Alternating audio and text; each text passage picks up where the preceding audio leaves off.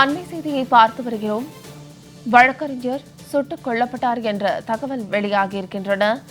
ராணிப்பேட்டை சோளிங்கர் வழக்கறிஞர் சங்க முன்னாள் தலைவர் சக்கரவர்த்தி சமூக விரோதிகளால் துப்பாக்கியால் சுட்டுக் கொல்லப்பட்ட விவகாரமானது வந்திருக்கிறது.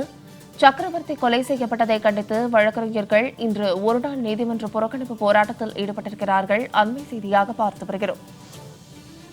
சக்கரவர்த்தி கொலை செய்யப்பட்டதை கண்டித்து வழக்கறிஞர்கள் இன்று ஒருநாள் நீதிமன்ற புறக்கணிப்பு போராட்டத்தில் ஈடுபட்டிருக்கிறார்கள்.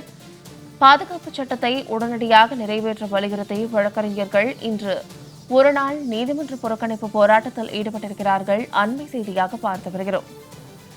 மேலும் இது குறித்தான கூடுதல் விவரங்களோடு இணைகிறார் எமது செய்தியாளர் முத்துமோகன். வணக்கம் முத்துமோகன், இது குறித்தான விரிவான விவரங்கள். வணக்கம் சாரலதா.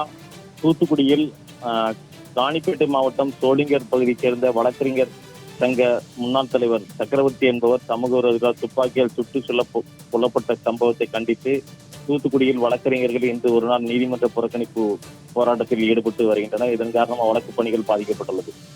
திமுக ஆட்சிக்கு வந்த பின்பு தமிழகம் முழுவதும் பல்வேறு சம்பவங்களில் வழக்கறிஞர்கள் சமூக விரோதிகளால் கொலை செய்யப்படும் சம்பவங்கள் நாளுக்கு நாள் அதிகரித்து வருகிறது. இதற்கு எதிராக வழக்கறிஞர்கள் தொடர்ந்து போராட்டத்தில் ஈடுபட்டு வருகின்றனர். இந்நிலையில் கடந்த சில நாட்களுக்கு முன்பு ராணிப்பேட்டை மாவட்டம் சோளிங்கர் பகுதி சேர்ந்த முன்னாள் வழக்கறிஞர் சங்க தலைவர் சக்கரவர்த்தி என்பவர் சமூக விரோதிகளால் சிலரால் துப்பாக்கியால் சுட்டு படுகொலை செய்யப்பட்டார். இந்த சம்பவம் தமிழகம் முழுவதும் பெரும் பரபரப்பை ஏற்படுத்தியதுடன் வழக்கறிஞர்களிடையே அதிர்ச்சியை ஏற்படுத்தியது. இதைத் தொடர்ந்து இந்த சம்பவத்தை கண்டித்தும் குற்றவாளிகள் உடனடியாக கைது செய்ய வேண்டும் என வலியுறுத்தி இன்று தூத்துக்குடி மாவட்டத்தில் தூத்துக்குடி, ஸ்ரீவைகுண்டம், கோயில்பட்டி உள்ளிட்ட பல்வேறு பகுதிகளில் வழக்கறிஞர்கள் ஒருநாள் நீதிமன்ற புறக்கணிப்பு போராட்டத்தில் ஈடுபட்டு வருகின்றனர்.